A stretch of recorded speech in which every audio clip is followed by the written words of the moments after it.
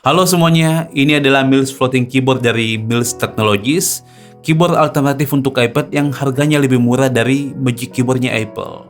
Ya, kita sama-sama tahu kalau Magic Keyboard iPad itu harganya sangat mahal untuk sebuah keyboard. Sekarang di iBox harganya 7 juta.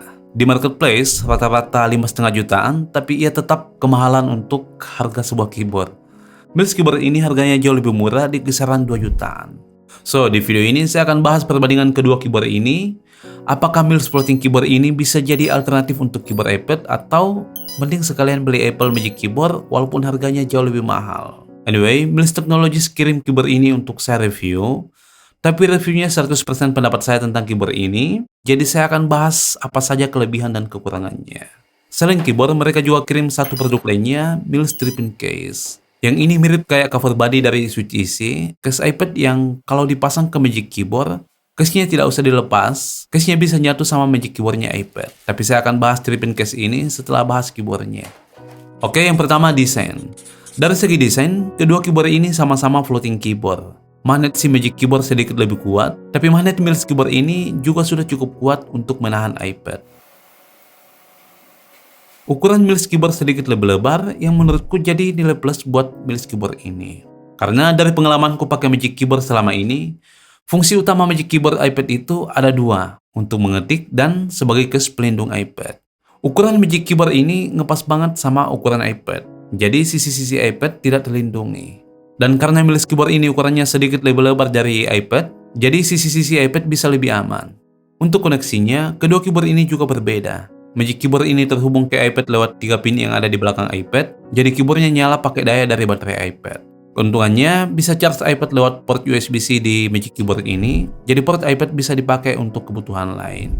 Sementara Mills Keyboard koneksinya pakai Bluetooth, jadi untuk charge iPad ya harus tetap langsung ke port iPad-nya. Di sisi kanan Mills Keyboard ini juga ada port USB-C, tapi ini hanya untuk charge keyboardnya. Karena keyboardnya punya baterai sendiri dan dimensinya yang lebih lebar, jadinya Mills Keyboard ini lebih berat 200 gram dari Magic Keyboard.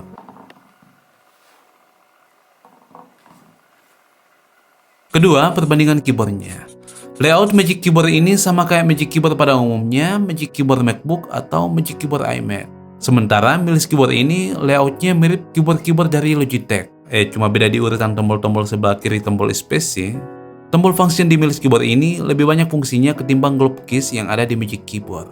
Bisa matikan trackpad, bisa naik turunkan kecerahan layar iPad dari keyboard, bisa play and pause lagu, bisa mute, atur volume, bisa lock screen iPad dari keyboard, di mana fitur-fitur ini tidak ada di Magic Keyboard. Jadi nilai plus lah buat Mills Keyboard. Di sebelah kanan atas ada icon on off, untuk nyalakan dan matikan keyboardnya cukup tap 2 kali. Terus di sampingnya ada layar yang menampilkan beberapa informasi seperti Bluetooth, caps lock, dan presentasi baterai. Tapi penempatan informasi caps lock di bagian layar ini saya kurang suka sih. Saya lebih prefer ke Magic Keyboard yang LED caps lock-nya tetap di tombol caps lock kayak keyboard pada umumnya.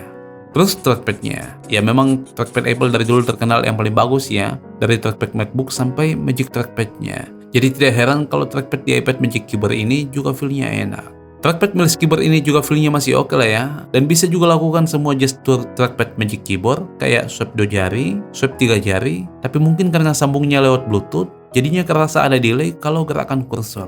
Kalau swipe sih tidak terlalu terasa, cuma saat gerakan kursornya. Tapi tadi saya sudah mention di awal video, dari pengalamanku pakai Magic Keyboard di iPad, fungsinya yang paling kerasa itu cuma 2, untuk ngetik dan sebagai case iPad. Karena ini floating keyboard, jadinya layar iPad lebih dekat untuk disentuh. Jadi trackpad di Magic Keyboard ini jarang sekali saya pakai, karena lebih cepat kalau langsung sentuh layarnya. Jadi ya termaafkan lah ya, apalagi kalau mengingat harganya. Untuk ngetik, tidak ada masalah delay, paling feel ngetiknya lagi. Tombol-tombol Mills Keyboard ini agak lebih kasar ketimbang Magic Keyboard, tapi apapun keyboardnya, kalau sudah terbiasa akan jadi nyaman juga kok.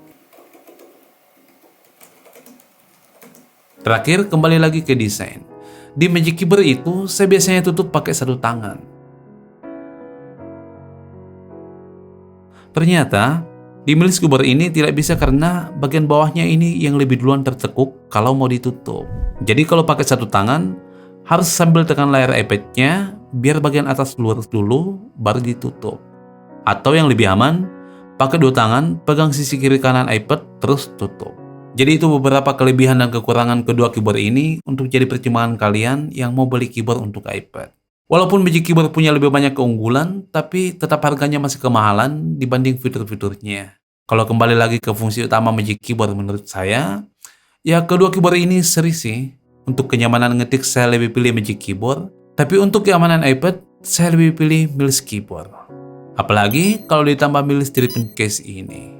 Jadi dulu waktu awal-awal beli iPad, saya juga sempat cari case iPad yang bisa dipasang langsung ke Magic Keyboard. Saya dapatnya cuma cover body dari Suchise, tapi saya tidak jadi beli karena saya tidak suka desainnya. Terlalu makan tempat kalau ditaruh di tas kecil. Jadi pas Mills Technologies kemarin kirimkan produk ini, saya sangat senang dong akhirnya iPadku bisa betul-betul aman dan desainnya juga keren. Saya juga sudah mention tadi kalau desain Magic Keyboard ini terlalu ngepas sama ukuran iPad-nya, jadi sisi-sisi iPad tidak terlindungi. Treatment case ini jadi solusinya. Pasang case untuk melindungi sisi-sisi iPad, tapi tetap bisa tersambung ke Magic Keyboard.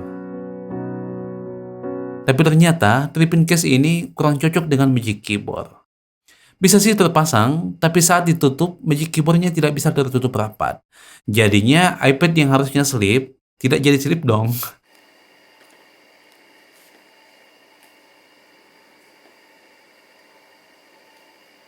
Kalau dipasang di Mills Keyboard, tidak ada masalah, bisa tertutup rapat. Cuma di Magic Keyboard ini yang kurang pas. Jadi buat teman-teman di Mills Technologies, kalau nonton video ini, desain treatment case ini mungkin bisa diperbagi ke depannya, biar betul-betul fit sama Magic Keyboard. Desain dan fungsinya sudah sangat bagus, tapi untuk pasang di Magic Keyboard, saya belum bisa rekomendasikan. Oke, itu saja review saya tentang produk Mills Technologies ini. Mereka juga buat aksesoris lain selain keyboard dan treatment case. Kalau kalian tertarik, link pembeliannya ada di deskripsi video ini. Oke, sampai jumpa di video lain.